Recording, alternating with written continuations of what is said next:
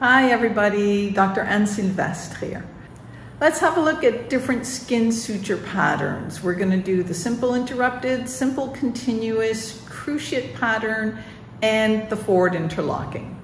Let's go learn. Starting with the simple interrupted, let's take a close look at what one suture bite can look like. Most of us will suture toward ourselves, so I'm starting on the far side of the skin incision, and my bite usually starts about 5 millimeters from the edge of the skin, coming out on the near side about 5 millimeters from the edge. So some people will go 3 millimeters. For skin, I like about 5. Starting the first throw, I place the first throw where I want it to sit. My second throw just sits on the first throw. Do not tighten the second throw. The third throw is the one that you're going to tighten your knot with, and many of us will place a fourth throw which just simply squares off, makes a square knot out of the third throw. Some surgeons will just use 3 throws, which is absolutely fine. Let's have a look at this. If we were to tighten that second throw, what's going to happen? So once again, about 5 millimeters from the skin edges, and I'm going to place my first throw. Now my second throw is going to tighten, which is what I'm telling you not to do. Notice how the entire suture is biting into the skin now. It's important when you place skin sutures that you not make them too tight. They should just hold the skin edges together. Let's have a look at some suturing details. I'm going to place the needle driver around 2/3 to 3/4 of the way around the needle, away from the point. You may have noticed I did not bunch up my suture material in my hand. I just let it sit on the sterile drapes around the skin. Once I've come through, I'm going to palm my thumb forceps in the hand, and my left hand, I'm a right-handed surgeon, is going to help draw up the suture. Notice how at the end I place the needle in my hand, being very careful that it's not going to stab me or any of the tissues around me. I like to kind of control the thread with my thumb and forefinger, and then I'm going to place my 4 throws in the manner that we spoke about just a few minutes ago. So my third throw is the hard working tightening one, and the fourth throw is just going to lock the knot in place. Once I'm done, I palm my needle driver into my left hand, which is my non-dominant hand, pick up my suture cutting scissors, and cut the ends. I do tend to leave my ends a little bit long because I find it's easier to grab at them when it comes time to remove the sutures.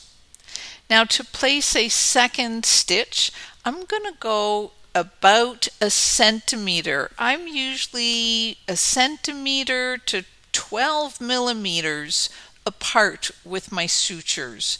Still 5 millimeters from the skin edges, but about 1 centimeter to 12 millimeters apart. I usually find this is plenty of suturing, especially when you have a good subcutaneous layer to work with. Another very popular skin closing pattern is the cruciate pattern. Now it's going to start the same as the simple interrupted. The second bite is going to be taken again from the far side of this incision to the near side, about 5 to 8 millimeters away from where the first bite was taken, but not much closer than that. The knot for the cruciate pattern is tied in the exact same way as we described for the simple interrupted. Your third throw is the one that does the tightening, and the fourth throw is really just going to lock the third throw into a square knot.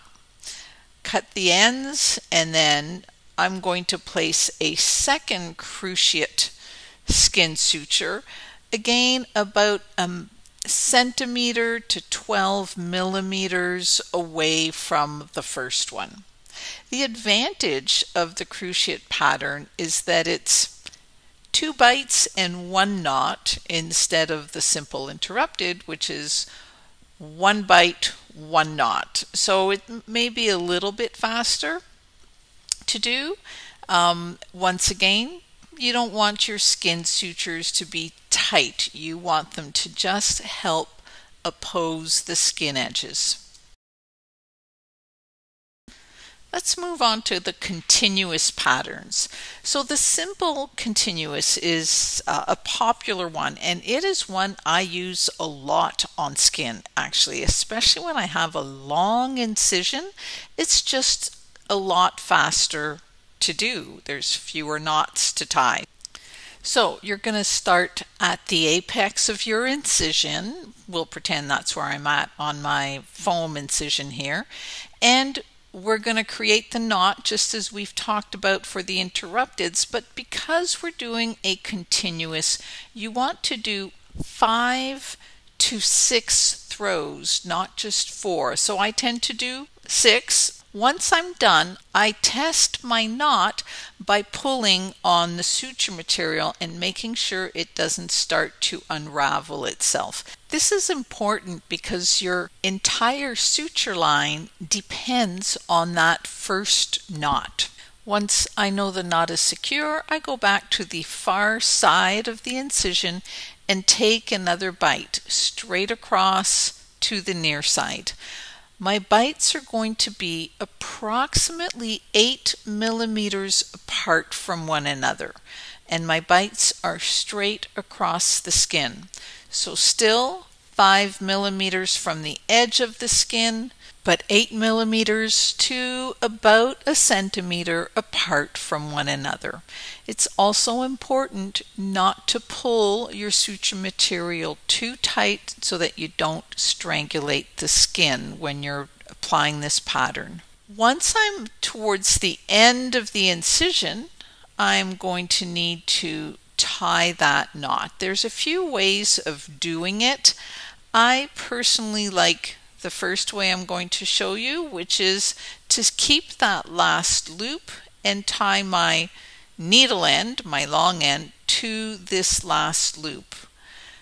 Now the other way you can do it, so I would do a couple more throws there, but your other way to do it is just to take a bite away from the incision in the skin, just nowhere near the incision, and then once again tie your suture end, the needle end of your suture, to the loop that you've just created for yourself.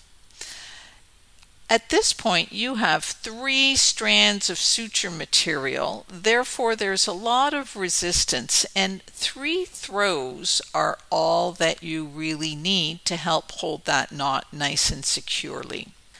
The last suture pattern we're going to look at is the forward interlocking, also known as the blanket stitch.